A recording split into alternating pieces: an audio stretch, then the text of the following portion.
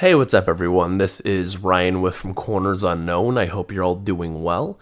This is our artist conversation series, and on this episode, I speak with Ramon of the Pittsburgh-based progressive metal project Andromeda. Ramon debuted Andromeda to the world back in May of 2016 with his small EP entitled Celestial, and the following year he dropped his debut LP titled The Void. Just recently, he dropped his second LP titled Voyager, and I really love the progression this project has been taking, and I wanted to speak with Ramon more about the evolution of this project and see how it has morphed over the last couple years. Now, I'm not too sure how many listeners of this series are familiar with the progressive metal genre, or as some people call it, djent, which is spelled out D-J-E-N-T. It's kind of this genre that is pretty noticeable pretty quick in that it has this robotic, chuggy guitar tone that is typically employed throughout tracks. It tends to be quite atmospheric, and I'm not a huge fan of the genre anymore. I used to really be into it back in the day when it was a rather hot genre. I think it was about 4 or 5 years ago, it seems, that there were a number of bands that were kind of churning out songs in this vein of music. Despite that, though, there's something about Andromeda that really gets me, and I think in a sense, it relates to the nostalgia strings it pulls for a handful of science fiction shooters I used to play back in the day. There's just this epicness, this grandiosity, this scale that relates to me and my fond memories of playing Halo and Mass Effect and some other great science fiction shooters when I was a bit younger. And additionally, I would say this is a huge step up, this album, Voyager, in that there's this really neat concept underlying the record, and there's a lot of emotion and tension that Ramon builds throughout, and the only details he really gives you of the stories and the song titles themselves. Sort of like a lot of the dark ambient albums and things of the sort that I listen to. And they kind of let your mind fill in the blanks. And the way the compositional approach has changed with some more orchestral elements and some more ambient-laden tracks and some just the overall atmosphere this album exudes. It's quite palatable. And I was just really glad to be able to talk to Ramon about this album of his and learn more about what compelled him to go this direction, and also just discuss the evolution of the project thus far and see where he's going to be going in the next couple years or so. So I hope you all enjoyed this little excursion I take into the progressive metal genre. I'm not sure if and when I'll ever return, but I do hope you enjoy learning more about this project and you find it compelling. Just after this introduction, I will play for you folks the title track off of his new LP entitled Voyager, and to close the conversation, I will play the final track on the album titled Aftermath. Just as a quick note before we move on into this conversation, I wanted to let folks know that the Artist Conversation series, the frequency with which I post is going to be changing from every single week, its current rate, to every other week.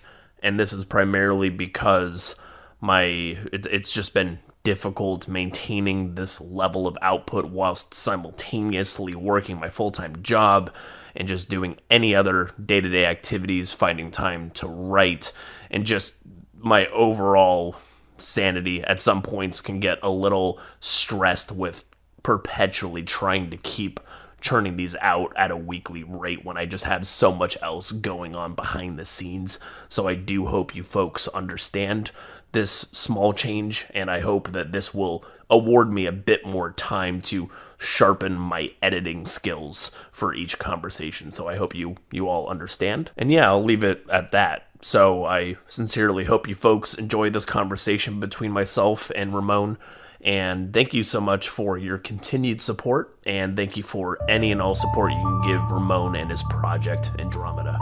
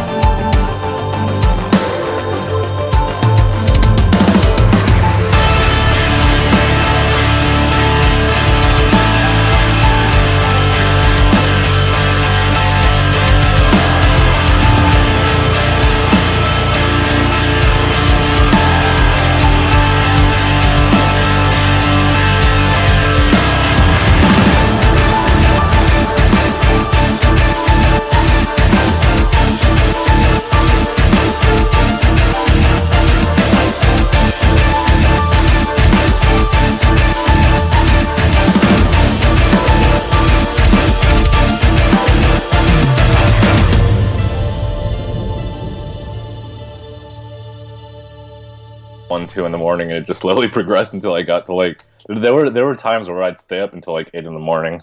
Jesus Christ. And what the hell would you be doing? Was it just like A lot of the time it was Yeah. a lot of the time it was like it was working on music.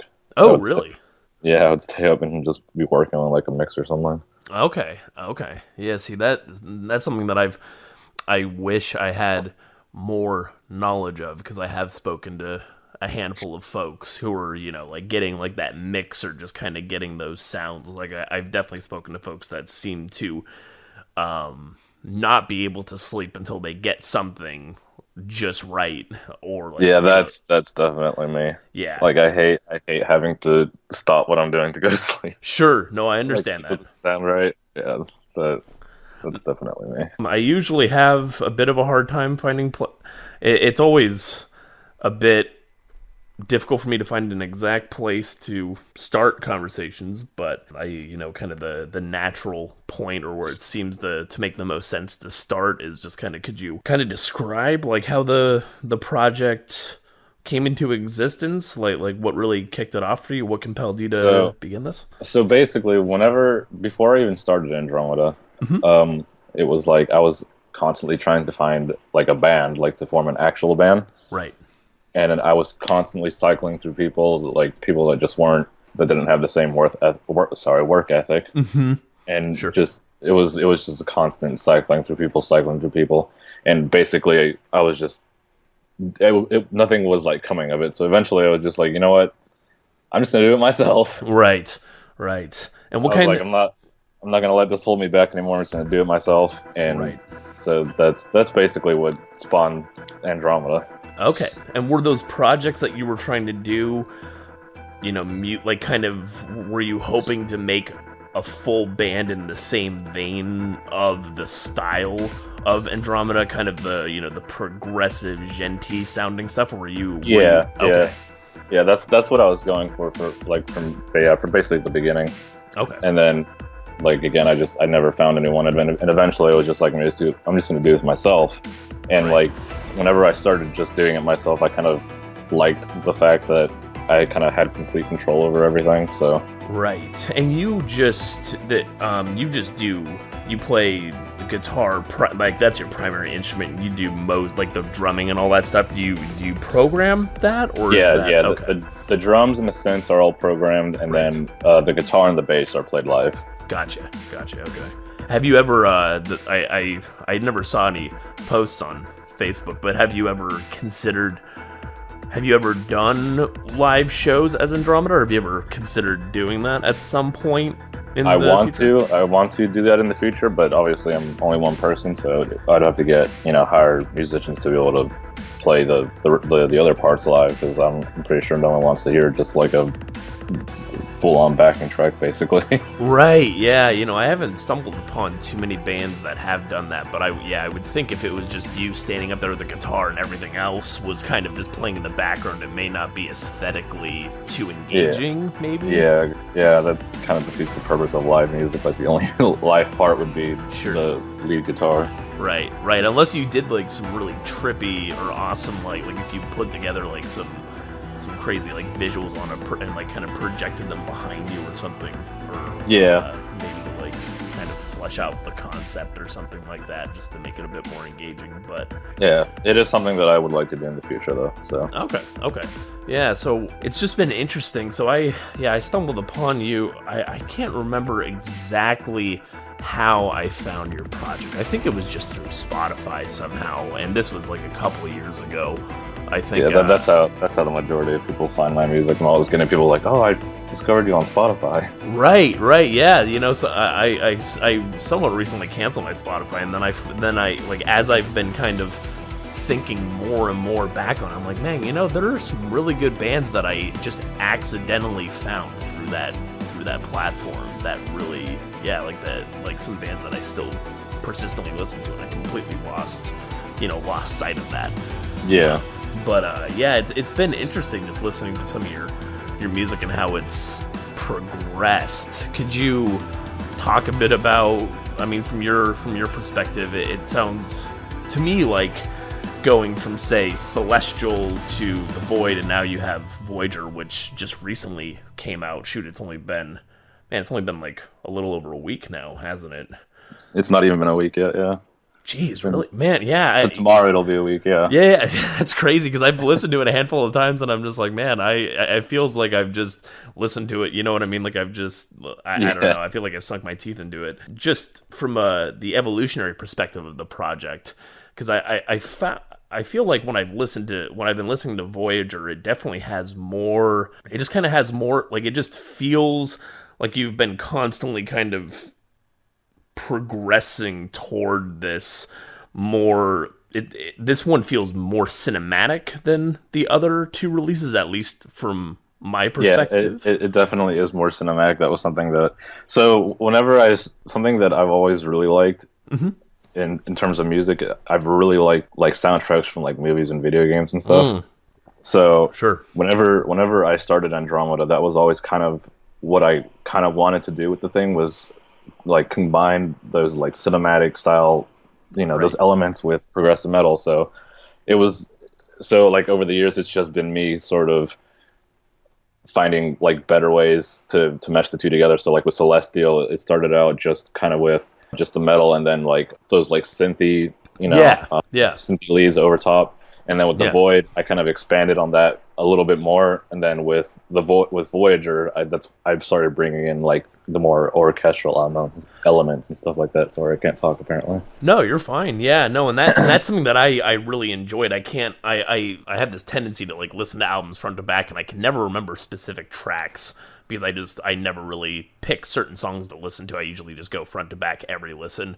But yeah, I can't remember the name of the track, but where you kind of have that nice string movement that comes in, I believe, was that in, do you remember the name of that track in Voyager? You had like that. Like you're talking about for an intro? No, there was that nice moment. I can't remember if it was in like. Oh, I think you might be thinking of Discoveries, where the violin comes in over like it's like towards. That's right. Okay. Yeah, sorry. I can never remember. I have such a hard time remembering exact tracks. But yeah, that moment where it kind of slows down and you kind of get those chuggy guitars and then like the violin is kind of like swaying in above it. Yeah, I found that to be pretty neat.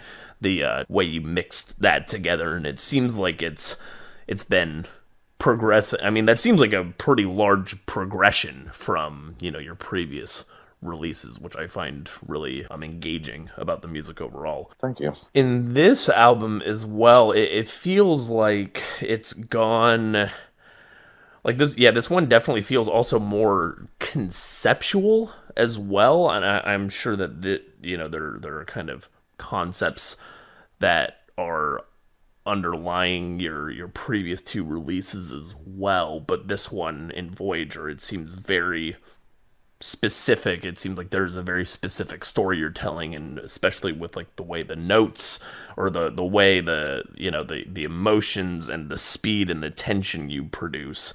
Like, could you talk about the concept? So underlying? The concept behind Voyager was, so like if you see the album art, there's like that big ship like in the front of it. Yeah. So that's basically supposed to be, Voyager, and so the story is, I guess you could say, like the adventures of the Voyager. Sure. In that kind of sense. So that was basically the concept behind that. So obviously there's songs like, First Contact, which would be like, coming in contact with, some sort of alien life or whatever. So right.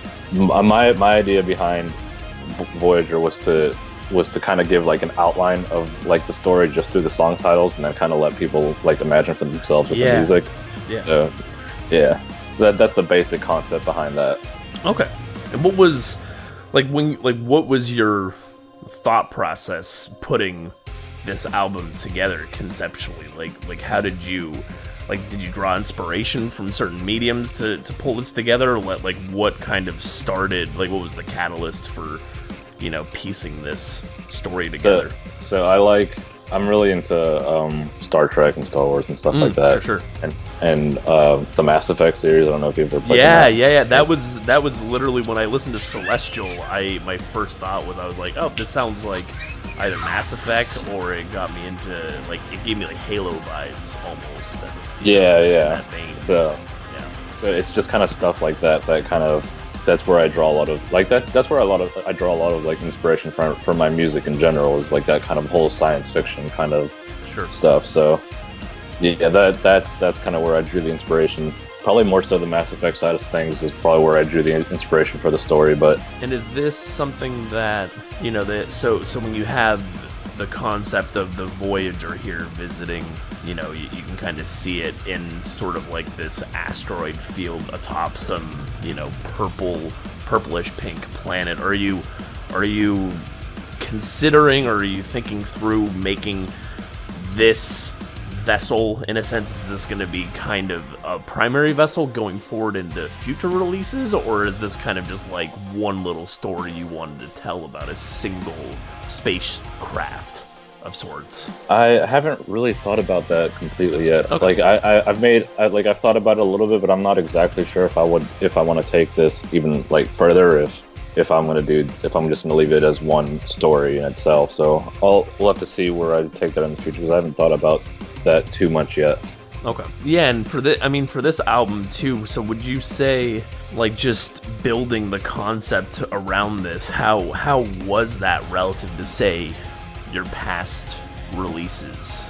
Like what was it like? Did it shift your thought process on, song construction? And I think it, because with my early releases, it was more so I just kind of wrote the music and then named the songs after I had all the songs written, and then kind of ordered the songs in what I felt was like the best order for the album. With this one, it was like I knew going into this that I had to, with the songs, it had to be sort of a build to, like an actual story. You had to kind of build it up and then end it on a, the way, stories end. So with this, it definitely, I definitely knew what, like whenever I was writing Discoveries, I knew that that song specifically, I wanted to be like really ambient. Yeah. Because, it's almost, like you're discovering, new planets or new things or whatever. So it's like, I feel like the background for that would be like really ambient melodic music. So that's so it definitely did influence the way that I went about writing things. Interesting. Okay. And did that, like, how did that, was it more challenging for you as well as a songwriter composer? Kind of. Yeah. I'd say that it took me a bit out of my comfort zone, which I think is a good thing, because open new styles of writing for me. But yeah, because definitely before it was more so I just wrote what I thought sounded cool and then just slapped the names on it and then put it in the order that I felt worked the best. Whereas this one, it was like I went into it specifically trying to achieve certain sounds. And if you listen really carefully throughout the album, there's some songs that'll make callbacks to other songs. Yeah. Like stuff. So Sure. Yeah, I'm gonna have, it's one of those things where it's still like, I still can't believe it hasn't even been a full week, and I feel like I've listened to some like, oh yeah, but now it's like I need to let it digest for probably a couple months. Like just continue listening to it to really catch all those callbacks. Yeah. But that's actually pretty neat. I think I did pick up on that, but it was very subliminal, very like kind of subconscious, and I haven't been able to like really I can't like lock in on it at this moment. I can't like hone in on it. Yeah, I was gonna say too, because it definitely seems there's like more, like you've been very deliberate in putting, like kind of piecing this together, because The Void, I can't believe it. I mean, that record came out in January 2017. I mean, it's been, well over a year at this point. So it's taken a while, and I don't know. I can't believe it's been so much time has passed, but it definitely seems like it's kind of crazy to me how much time has passed too. Like, yeah. Yeah, and has the project been going in directions you really weren't, like, how has the project evolved? Yeah, it's definitely gained like more traction than I thought it would within like this past year. So it's been really cool to see. Now with like Voyager, like the response for Voyager it's been almost overwhelming how well it's been being received. Oh, that's awesome. And is that just through like various social media channels, or is there anywhere specifically that you've been getting that kind of feedback? It's just a lot of it's been through like YouTube and Facebook and stuff. Mostly YouTube actually. Like whenever the Void first came out, right, it kind of took a while to start gaining some traction. But with like this one, it was like really quick that people were like commenting, oh, that's like how good it was, and like how many comments were coming in, right, like within this first week. Like Voyager, I think it took like, I want to say it took like 2-3 weeks to get a couple thousand views, and with Voyager, it's been less than a week and it's almost hit 3,000 views. So wow, yeah, that's awesome. Yeah, and because I remember when. I mean, this is kind of going back a little bit, but I remember when I stumbled upon Celestial back in the day. That wasn't even that long ago, but it feels like a long time ago now. Yeah, it does feel like a long time ago. That one, that album, or at least like the first track off that, got a ton of plays on Spotify, I think. I mean, there were a lot of people listening to that one, or at least that seemed to be the case, right? Like couple 100,000 or something like that. Whenever I first dropped like Celestial, the title track, I think that has over 500,000 plays on Spotify.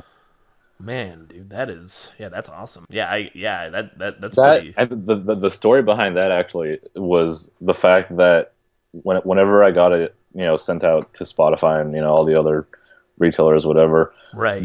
One of the people that work over at Spotify, I assume that she runs, the playlist, some of the playlists over there. She ended up putting Celestial on the Got Gent, the actual Spotify playlist. And that's when it blew up. Right, because see, I haven't been in the Spotify world for a while, but I could see, do you know how people rely on that? Like, do a lot of people usually rely on playlists as opposed to just randomly surfing the search engine for music? Is that like...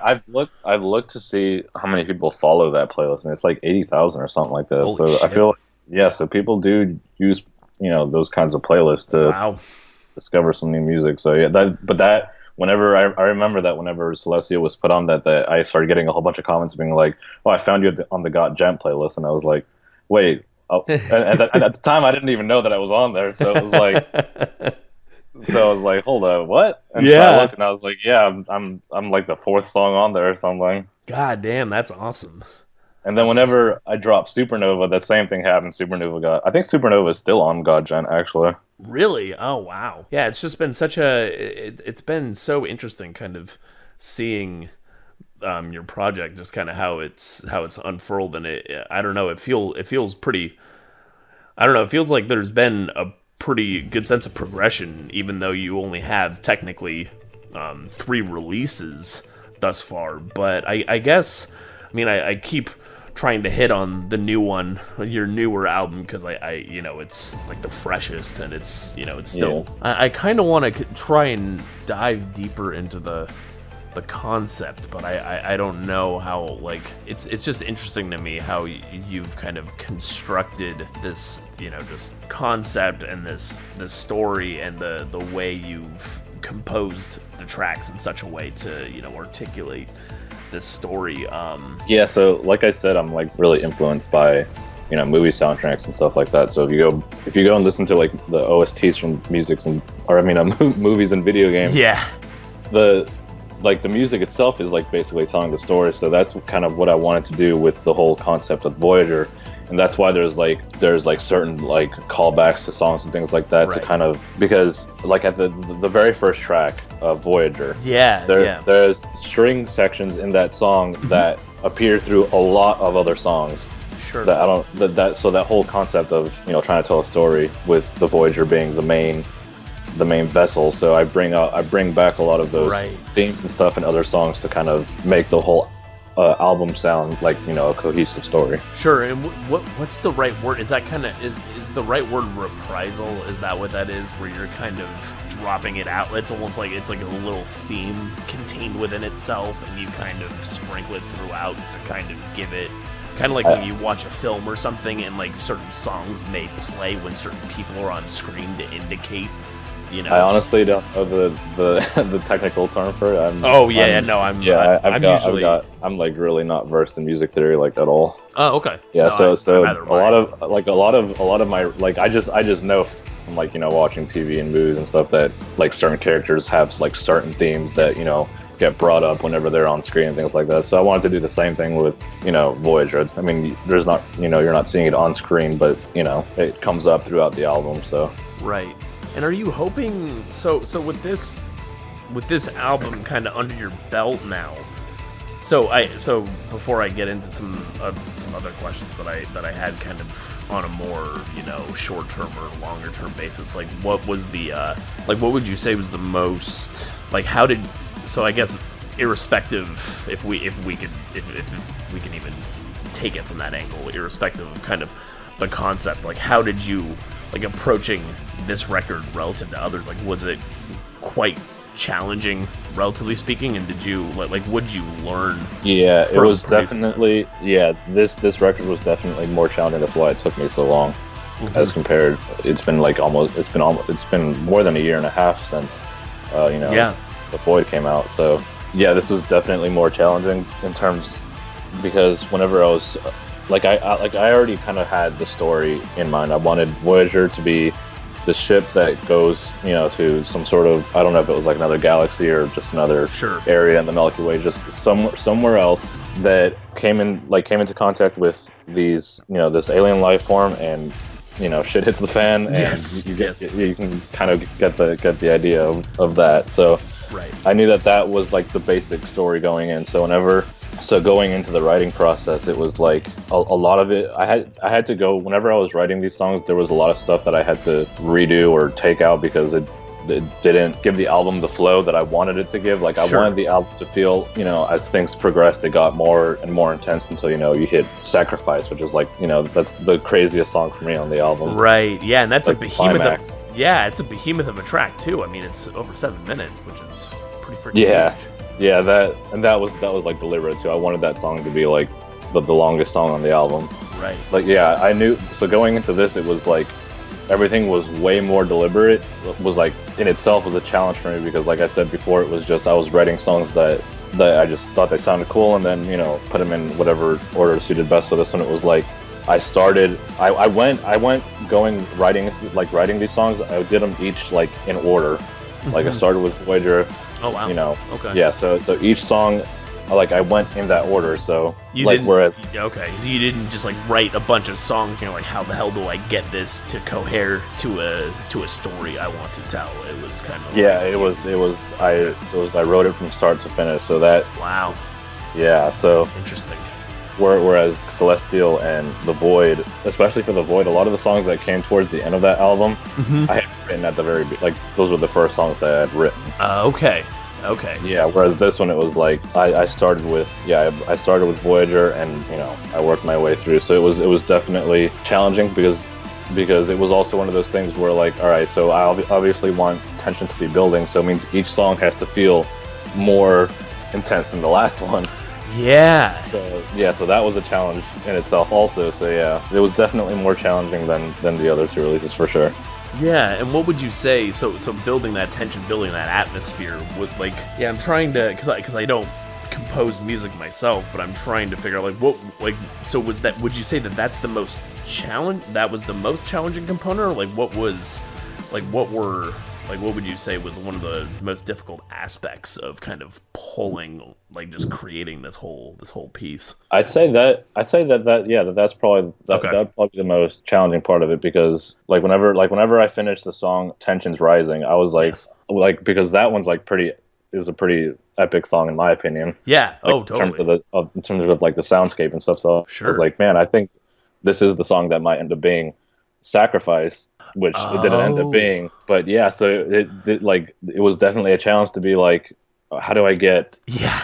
I make like, the next one like, even better, or not better, but How do you heighten it from there? yeah, Like you feel like you've already hit a ceiling. You're just like, okay, where the hell do I break through this now? yeah, exactly. That's Interesting. Okay. And so the way that I kind of broke from that was the fact that I'd say from Voyager to Tensions Rising, there's it kind of just steadily goes up, right? Yes. And then I'd say with Contact it sort of drops a little bit, and then from there it kind of goes up again.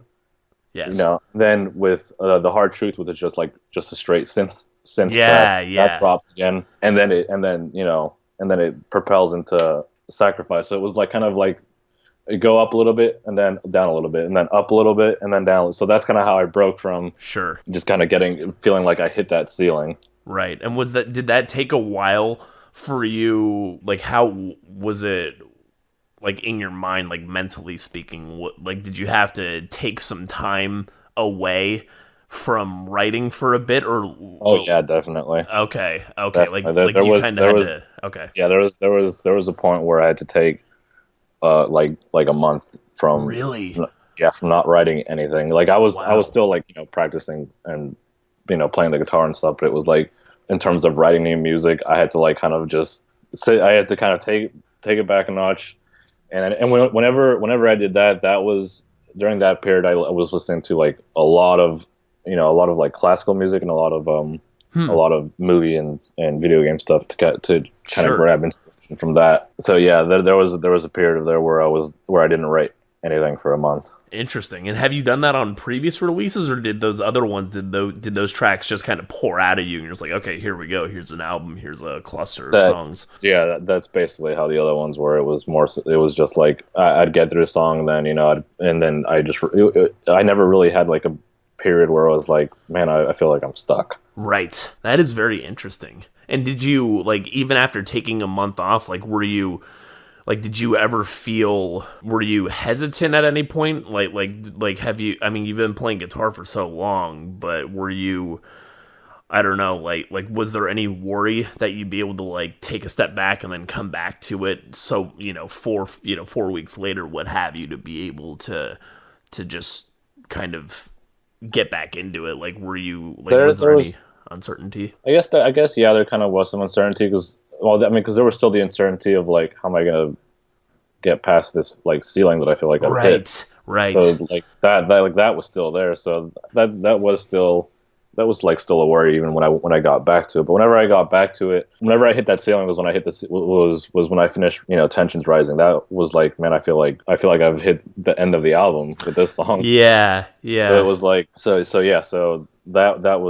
that was where, man, I feel like I'm stuck. So whenever I came back after that month, I was like, that's when I was like, all right, I'm gonna try and dial it back a little bit and Sure. not write something that is so like so intense. And that's where like Conflict came out of. Like it's not a super, like it definitely to me doesn't feel as big or as epic Right. as Tensions Rising does. Right.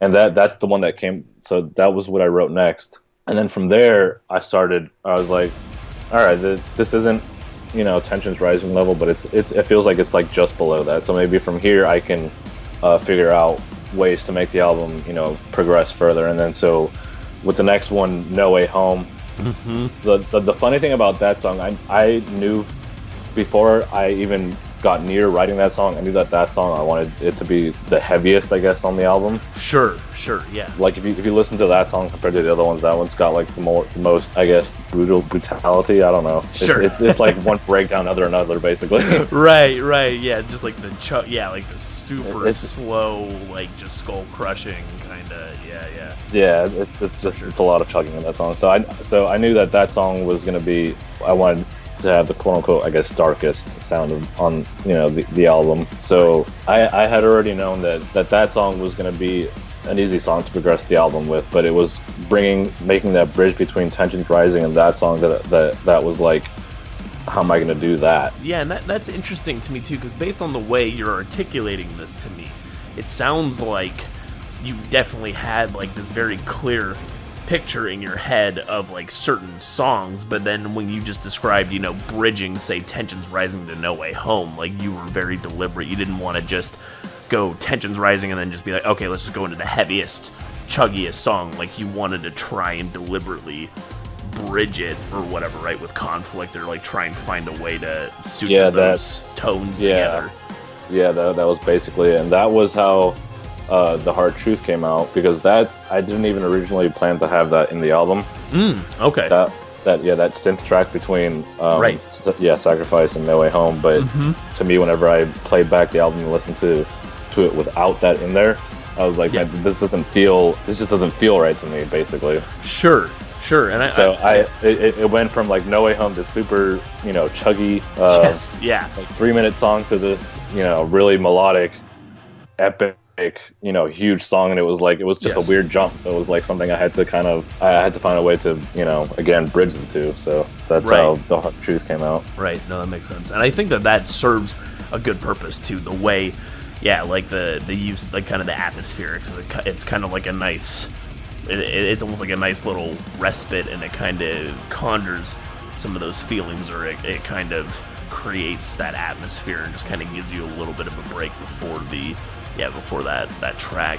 Do you typically, when you compose these songs, and I'm kind of like a fiend for ambient stuff, like I just love ambient music in a lot of capacities, or dark ambient, all that kind of stuff. But how do you go about composing your songs? Like, do you usually start with, say, a riff, or do you have an idea for the atmospherics? Like, do you have like a synth passage and you then try and impose a riff on it, or like how do you usually do that? So I'd say with the more guitar-driven songs like First Contact and Tensions Rising and stuff like that. That definitely starts with riffs, and then the synths kind of come afterward. But like songs like Discoveries, where it's kind of more of an even split between the two, the synths and like the guitar stuff. A lot of Discoveries stuff the synths came first.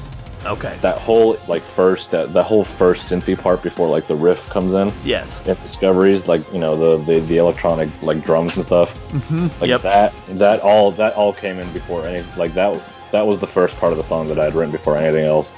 And I knew that passage I wanted to repeat throughout the song. That's why that's what the song starts with, and then like halfway it's like the same passage, but there's like real drums and bass. Right. And then again with the violin over top of it. Yes. So it depends on the vision of the song that I have. Like again with Discoveries, I knew I wanted that song to be like really more ambient focused than some of the other songs. So the synths came first with that one. Right. And are you thinking of, so going forward? I know that the synths and such have kind of been present throughout even previous releases, but I definitely. And you can correct me, you can always call me on my bullshit. I never have a problem with that. But I feel like in this record, in Voyager, your newest one, that you definitely made really good use of it. And it seems like there's, you're using it a lot more to kind of create that cinematic feel. Yeah, you're not wrong. Okay, that was something really deliberate that I wanted to do with this album. I knew going into this that I wanted this to be more cinematic and stuff. And this album is kind of the sound that I've been trying to go for since like the beginning. Oh, okay, interesting. Yeah, so like again, it was like Celestial just started. Just there weren't a lot of synths in there, but there were some. and then the Void I kind of expanded on it, and then with this one it was like, all right, how am I gonna really blend the two together to kind of make this huge soundscape? So Right, and are you seeing yourself going forward? You know, I know this album. We're only talking about it 6 days after its release, so it's like I'm kind of asking, I'm kind of grilling you with questions where you probably don't even you may not even have answers. yeah, you're good. But you know, like going forward, do you see ways with this album and then going forward? Like, do you see a place where you can progress with your sound? Like, are you thinking of maybe incorporating even more synth, or do you think that you kind of struck the balance just right in this record? As far as the balance between synths and the metal side of things, I think I kind of found the balance that I want. But going forward, a lot of the synths in like all three of the records, I focused a lot on like, you know, these are like arpeggiated kind of like atmospheric synths that kind of go in the background. Sure. A little less so in this one than the other ones. Like this one, there's some synths that are more you know, prominent in the mix and things like that. Sure. So I guess going forward, I'll probably try to bring in terms of like the synth writing, I would say less focus on the like arpeggiated like loop stuff that goes, you know, just over, you know, the bass lines and things like that. Right. And more so on stuff on synths that kind of, you know, actually bring in some melody and, you know, progress the song further and things like that. So, but in terms of the actual balance between the two, I think I kind of hit the nail on the head with this album. So sure. Yeah, and that's another thing that I found, another bit that I found interesting about this too, like some of the melodies and the guitar solos and the stuff you pulled together. What I found, like, compared to say like Celestial, I feel like, or what I just found interesting too is like there's not like the speed that you play, like kind of like the intensity that you play with the rapidity of the riffs. It seems like you've kind of like those aren't necessarily, like, at least relative to Celestial, like those, like you've kind of toned that back a little bit as well. Yeah, in terms of the rhythm, the rhythm guitars, I could definitely say that I've toned that back a little bit to make a little bit more room for the, you know, the synthier stuff, because sure, I felt like whenever I had those, you know, those really fast riffs and stuff like that, that if I were to put, you know, synths over that, I don't know, it just wouldn't mesh well together. Most people would be paying attention to just, you know, the crazy fast guitar riffs, and I wanted the people to kind of take everything in, you know, so that they could really take in this like huge, you know, soundscape that I've been wanting to create. So with this, I definitely did tone back the rhythm guitar a bit. Right. But in terms of the leads, though, this album has the most guitar solos out of any of the other releases. Oh, for sure. Yeah. Could I ask a bit about, like, so your experience with working on synths and such? Like, what is your,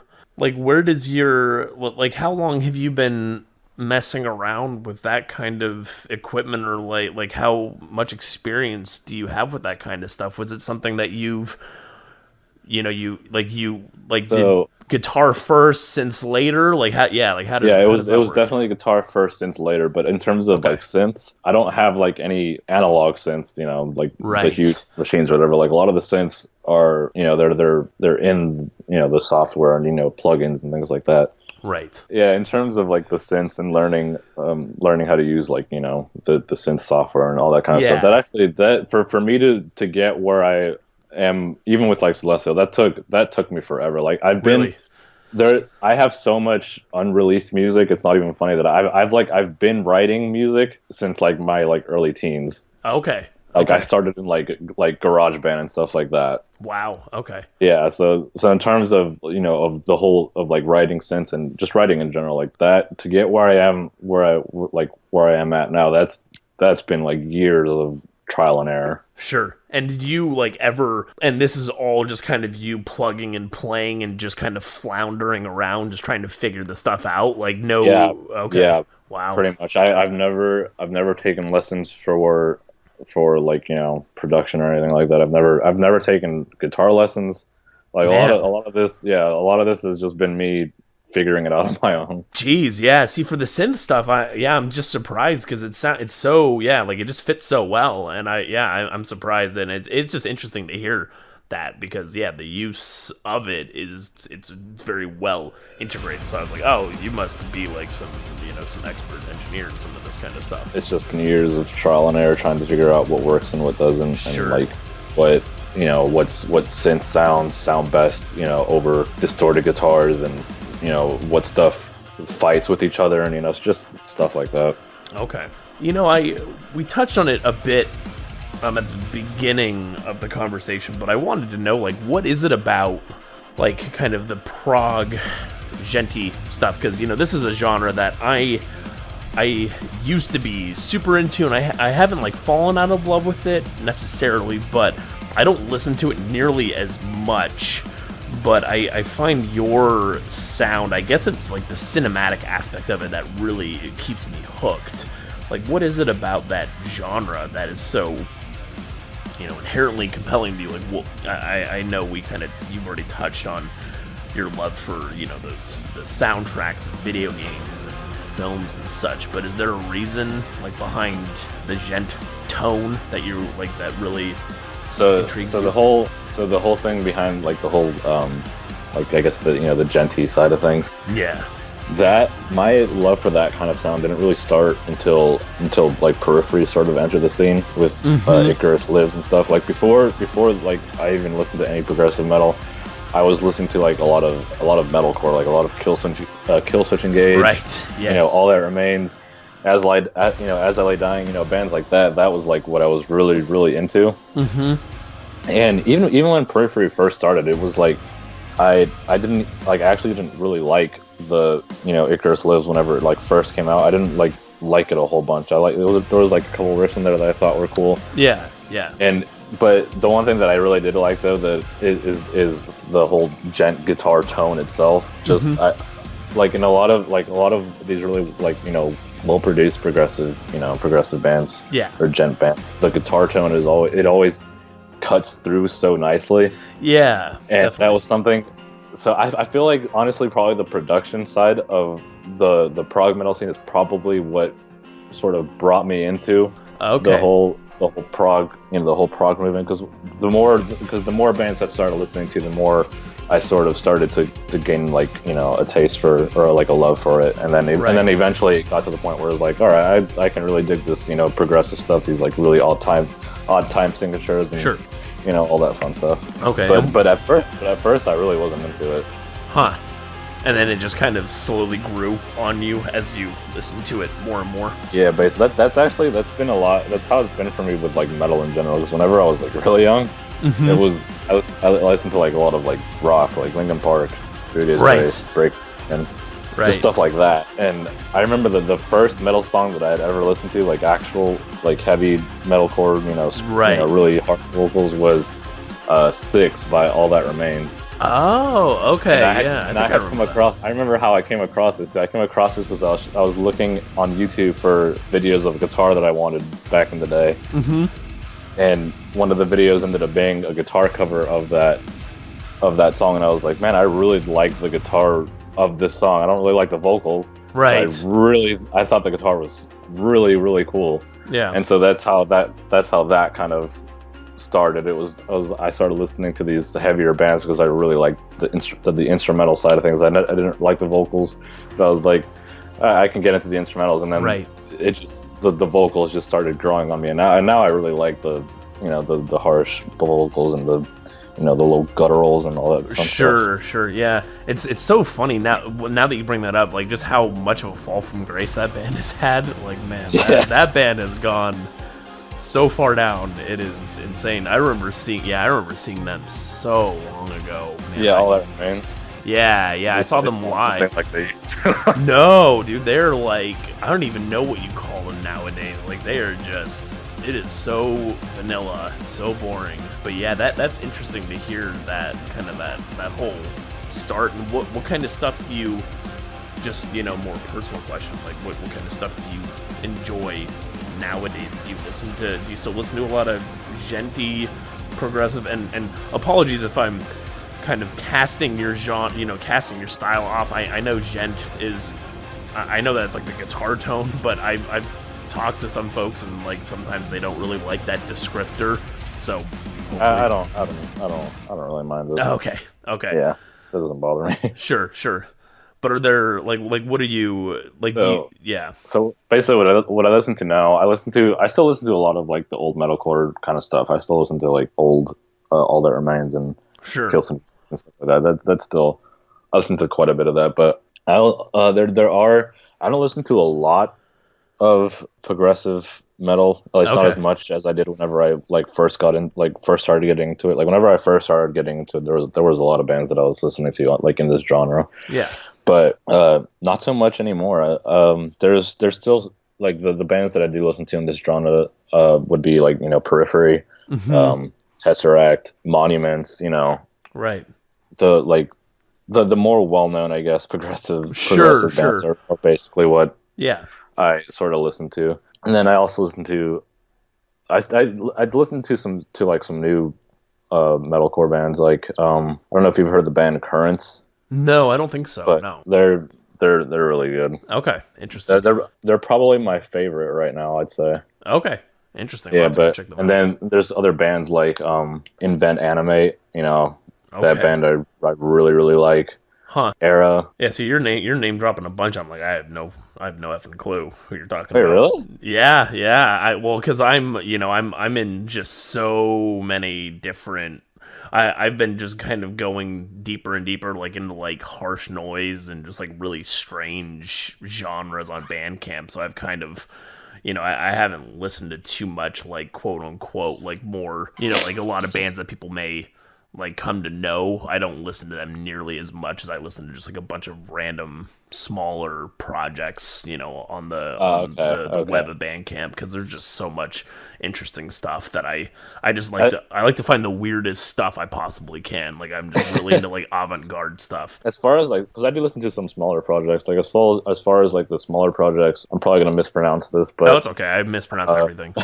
Widek, or I think it actually might be pronounced Videk or something Okay. because he's Okay. Polish and the W's in Poland are pronounced like a V. But Oh, okay. I'm probably butchering the name. But anyway, he's like another like solo guitar, Oh, like okay. kind of like me, but his stuff is way more focused on rhythm guitars. Like Hmm. mine, I kind of throw in solos there, and there's Right. quite a bit of lead work over stuff. Even if it's not like complicated lead work, there's Sure. stuff over it. But his is like really really really rhythm centric and overall atmospheric.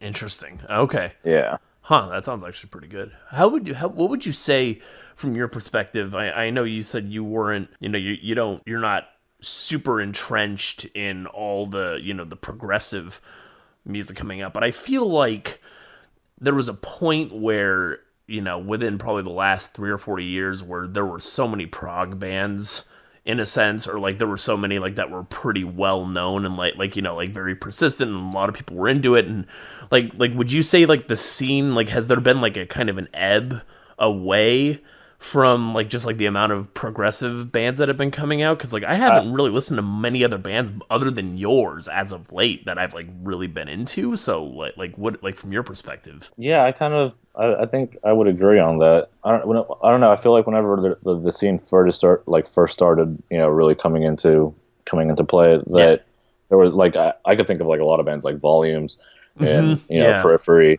Right. again Tesseract, Monuments, Right.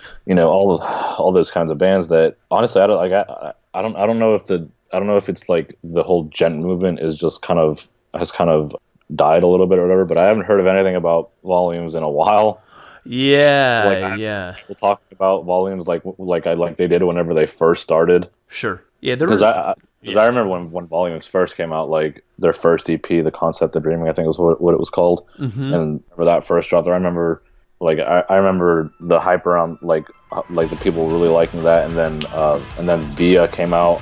Mm-hmm. I like ever since their newest album. I think it's the newest album. I don't even remember the name honestly. That's how little I've stopped paying attention to Volumes. And then like several other bands. Just it feels like that whole, I don't know. It feels like I guess it's gotten kind of stale. I guess in a sense. Sure.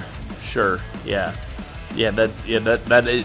I think I can agree with that. I mean, it's at least to the extent that I'm only like partially knowledgeable in this. It's just I feel like that there was a point in time like 3 or 4 years ago. I can't remember exactly when, where it was just like, it was kind of like the hot genre. Like Animals as leaders, like they still do that, but like they were pretty big for a bit, and I don't see them circulating as much nowadays. I mean, I agree with that too. Because Animals as leaders and like intervals and yes, those kinds of bands. I remember them. Yeah, I remember hearing a lot about them. Like again a couple of years ago, and now I don't hear as much. Like I still like I still like Animals as leaders, and I still like intervals for sure. But yeah, I definitely don't I guess hear as much about them as I feel like too. Yeah, I wanted to also kind of glean more. So you're kind of what I really enjoy about your project too is it's like you're kind of almost writing. It's like you're writing a soundtrack for a film that doesn't exist. Yeah.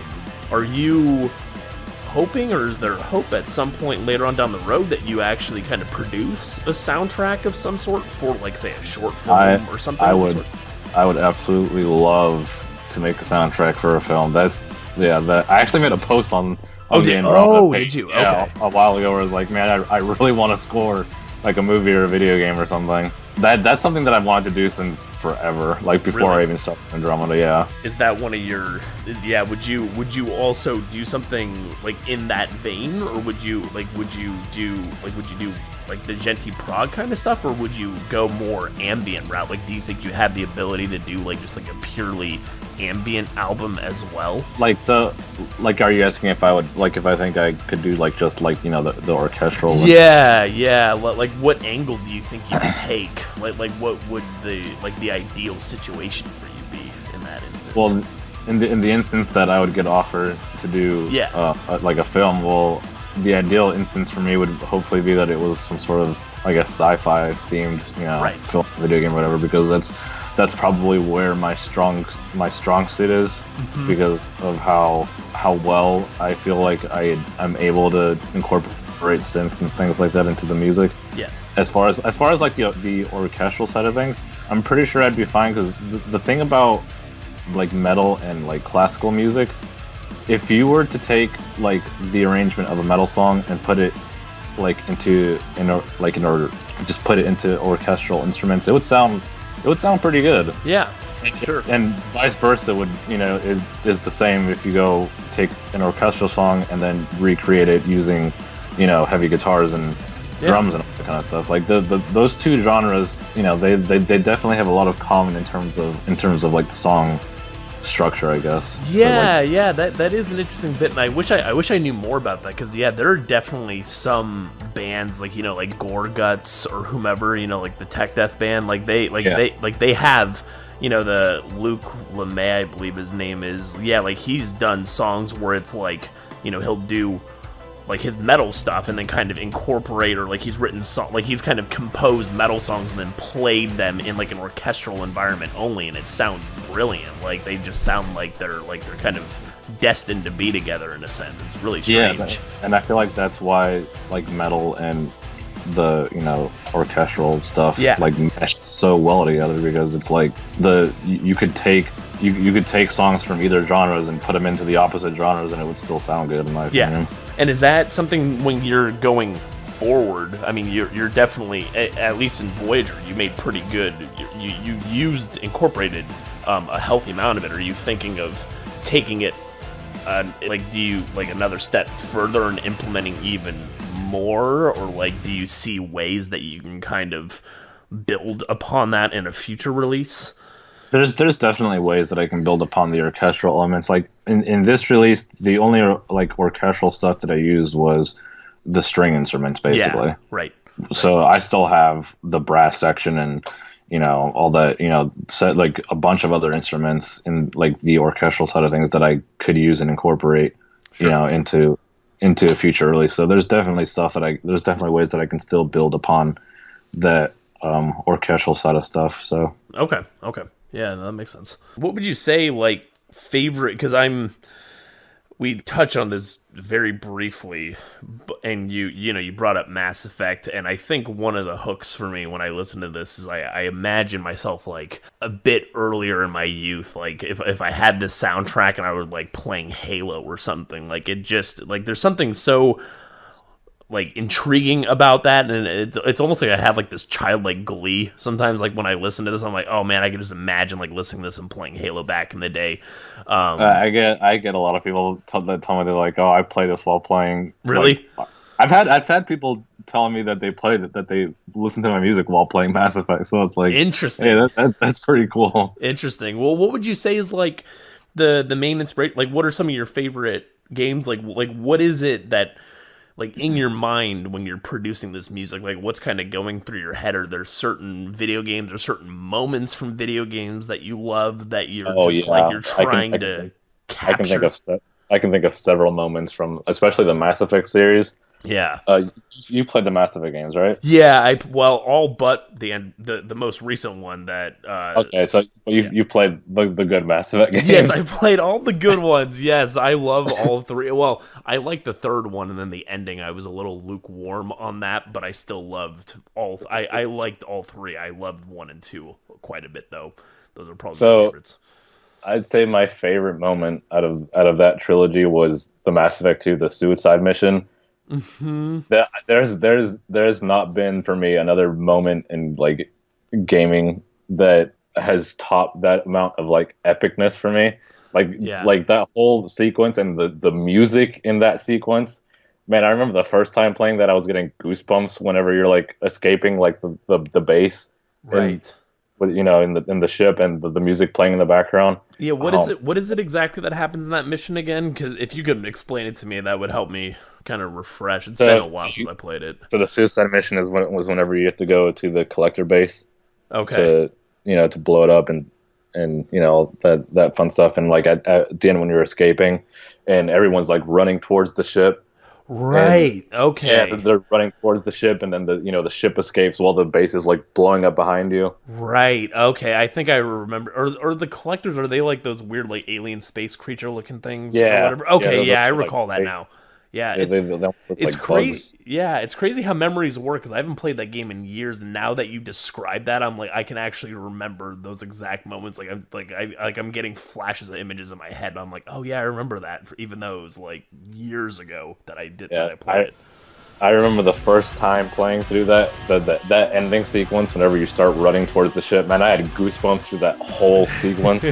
Sure. Like that, the music and everything, that it fits so well. It was like, if I was gonna ever, I remember that has been like the biggest inspiration for me in terms of putting like the orchestral elements into the metal side of things, because just that orchestral piece that plays during that end sequence, that, man, I love that so much. Okay, and that's like a specific influencer like that, like when you played that. So were you so Andromeda didn't really exist back in that? I mean, because Mass Effect 2, I don't even know when that came out. That was pre this project's inception, correct? Oh yeah, that was way before yeah. But that planted a seed in some sense. Like you definitely that definitely planted a seed in terms of the kind of music that I wanted to make. Interesting. And do you find yourself kind of coming back to those memories to be able to? Okay, like when you're writing these songs, like that's like you kind of recall those bits. Yeah, there's times where if I feel like I'm really stuck on writing or whatever, I'll go back and listen to the soundtracks of wow. Okay. Yeah. Do you still play those games at all as well, or do you have you been playing, like, are there any other, in addition to say Mass Effect, like are there other games or other media that really kind of trickle in that you're conscious of? As far as if I still play the Mass Effect games, I don't have my PS3 anymore, or otherwise I would. Right. But whenever I did have my PS3, man, I played through those games so many times. It's not even funny. Interesting. Huh. Yeah, I've like that. That's why I have like think of those games like I have a very, very vivid memory of what is going on, because I've played through them so many times. It's kind of sad, honestly, but nah, man, I think you're in good company here, because that's like something I haven't been able to gush about with folks in any of these conversations. And when I I kind of had a feeling you were definitely influenced by games of some sort. I wasn't exactly sure which, but there are certain artists where I'm like, I just wanted to talk to them and just be like, oh yeah, that game in that moment, because I've never been able to talk to any single artist about video games. And this, like I said, when I listen to this, to your music, it just gives me those, it kind of creates that ambience. You're just like, oh yeah, like a science fiction, just like it just kind of conjures or like dredges up these fond memories of playing these games like late in the evening and such. Yeah, as far as like other games though, again, I can't really think of other games that really had that had that kind of an impact the way that Mass Effect did for me. But I can think of movies though. The Dark Knight trilogy. Right. Yes. The music in all of those movies, dude. Yes. Oh my God, the music in all those movies are superb. It's just epic. Yes. It's fucking epic. Right. And the movies themselves are really good, but yeah, the Dark Knight trilogy, the music, and have you seen Daredevil on Netflix? Yeah, it's been it's been a little bit since I watched it, but I do remember those. I think I watched the.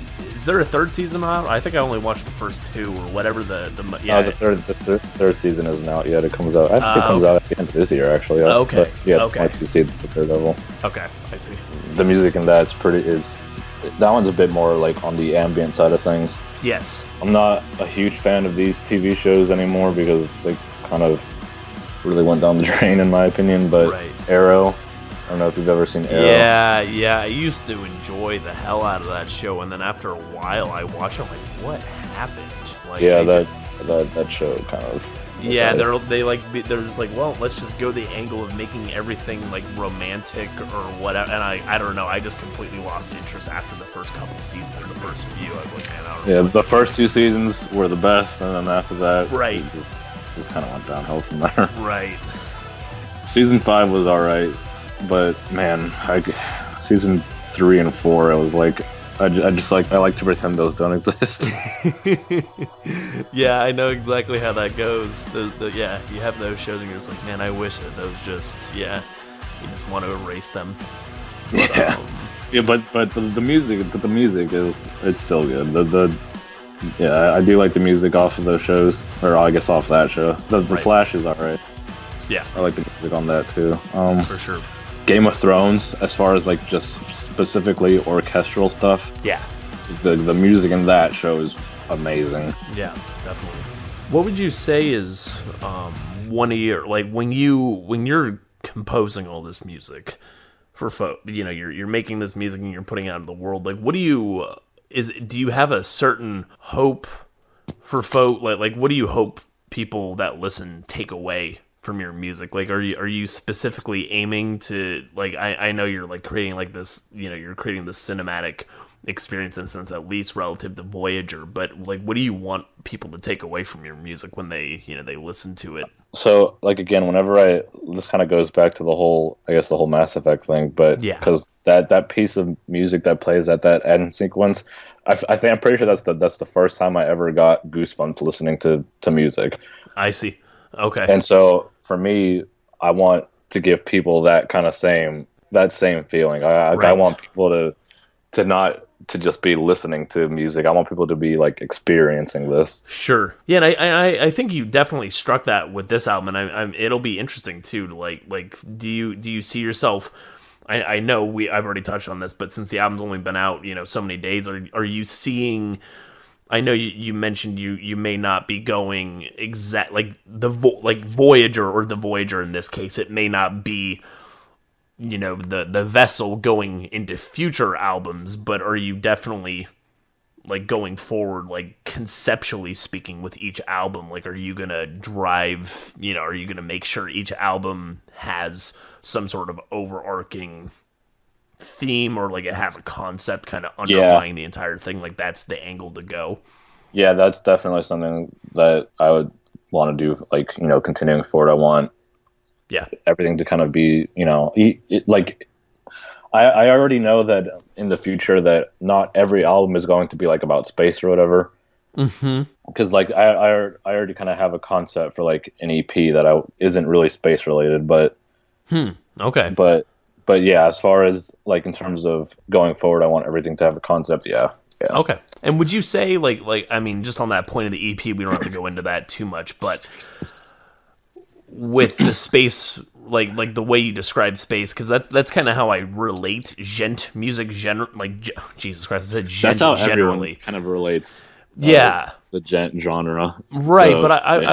I was curious the way you described, the way you said, "Oh, this other one is not necessarily like in space." Like, do you maybe see a change? Like, is there a way you like in your mind you can kind of change the tone a little bit to match, like to make it less spacey? Like, is there like do you know of ways to do that, or do you have like Oh some yeah, definitely. ideas? I think Okay. a lot of that whole space, I guess the spacey sound you could say, Yes. is attributed to a lot of the whole. So like with synths, there's like lead synths, and then there's like bass synths, and then there's pads, and these pads are like the really they're like usually way in the background, and Hmm. they're really airy and like really soft. Almost Like unnoticeable to the ear unless you like really listen to, like you really pay attention. yeah, Or that in a really dense mix, yeah, they're almost unnoticeable, but okay, but they do provide more sound, I guess, sure, and more atmosphere to the mix. sure. So taking that, like if you go back and listen to Celestial and then go Hmm. and listen to the Voyager, Hmm. there's a lot less of those like pad style synths than there is Okay, in Voyager. okay. So like that's part of the reason why Voyager sounds so much more, I guess, grand. Yeah, yeah, it definitely has a sense of scale. Like, I mean, it definitely feels like it has a weightiness to it, kind of like the vessel itself. Like, it kind of gives you that, yeah, like it gives you like that scope. It's just like it's not just this album where you're just like floating in space. It's like you're on this journey in a sense, right?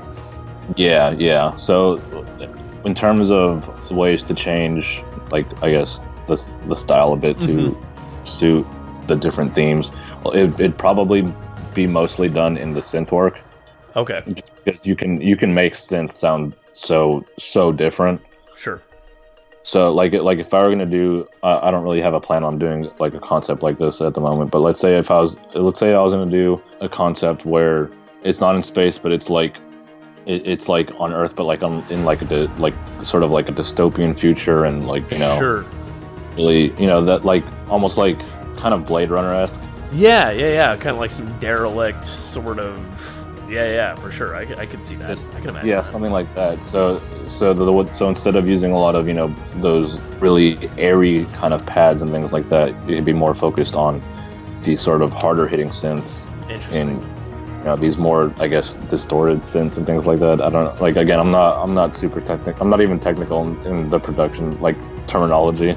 Oh Just, yeah, like, I don't even know how to just word. like it's- Dude, I could never ask you a single question that like I don't understand a lick of anything. It's like, oh yeah, that sounds cool. I like how it makes me feel. Like that's the extent of my vernacular right there. that's basically how it is for me. Whenever I'm doing the kind of whenever I'm like doing that kind of production side of things, Yes. it's, oh, this sounds cool. I think I'll do it like this. Right.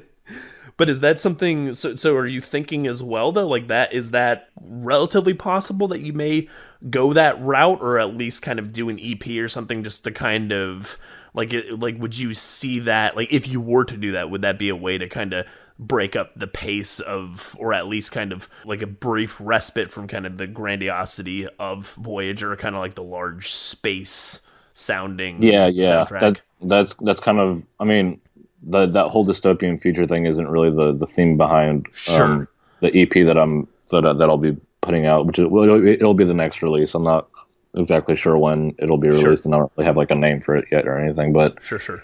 I think what I might end up doing is where the bigger albums Mm-hmm. will be more like the space related stuff, and then like EPs or like smaller length albums will have the more kind of concise theme where it's focused like less on the grand scheme of space and more so on like Sure. something smaller or whatever. Okay. And are you thinking going forward, and this could be a good way to kind of do some like concluding thoughts even on some of the stuff, like going forward, is this what you're going to be like? Do you have some plans to kind of pockmark your soon to exist or like your future discography with these sorts of EPs, or do you think that this may just be like a one-off experiment?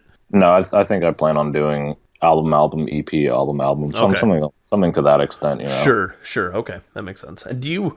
I know that this is you can divulge or not divulge. I don't know what's going like what you're thinking through in the back of your head, but are you planning like with the way you've been constructing your albums thus far? Do you have some really large overarching sort of concept or world that you're building? Like, is there like a sense of lore or like a sense of, like, are you like creating like your own galaxy of a sort or like your own concept with these albums, or have you? I never really thought about that, but that sounds like a really good idea. Okay, no, yeah, I'm always just interested because I've just found a handful of artists that I've spoken to or just learned where, there's a lot more going on under the surface that you don't notice. And then you have to like really start, you either ask some questions or you really dig into it. And just based on what I'm seeing here, it seems like you are doing that. Yeah, I don't know. I was just, I was, yeah, I've never thought too much about that. That's actually, whenever I first started in Drumwood, I knew that I wanted to kind of focus on the sort of space or future or things like that.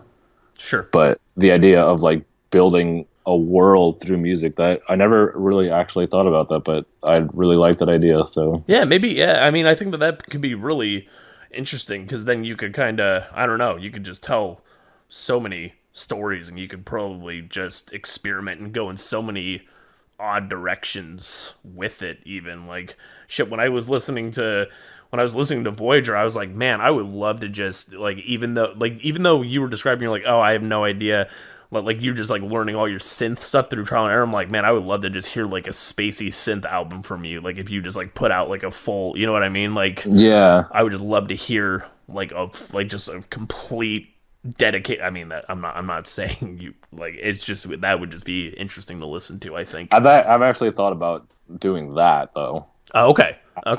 Having an album where it's just strictly like synths and orchestral stuff or things like that. I have thought about doing that, so that probably will happen at some point in the future. Sure. No, that sounds great. So we're already in. So you released Voyager end of July. It's already mid-August. Do you have like plans for the end of the remainder of 2018? I know you said you were maybe thinking, so yeah. As far as what I'm doing for the rest of the year, it's probably gonna be mainly focused on playthrough videos, right, for the album. Okay. And as far as like what else I have planned, I do want to. I'm trying to get my like everything together to start making more content outside of music. Okay. So like mixing tutorials and like just other stuff like that, basically just more stuff that I mean that it's like it is music related, I guess, but it's not just like it's just music. Because right now I'm basically all the only content that I'm putting out right now has been basically just music. Okay, so you're going to expand upon that and even maybe show folks like glimpses into how you produce the stuff you do, or just kind of generally show how to craft. Okay. Yeah. Okay. And I do want to bring like fans more. Like I want them to see the creative process behind everything and get I want to like I kind of want to get them involved in like the concepts of things, like having them pitch me ideas for concepts and things like that. Oh, interesting. Okay. And yeah, having them give me an idea and me making a story out of that and things like that. Interesting. Okay. And is that going to be through some? I believe we had a little exchange over there. Are you thinking of doing like a Patreon of some sort to engage with folks? Okay. Yeah.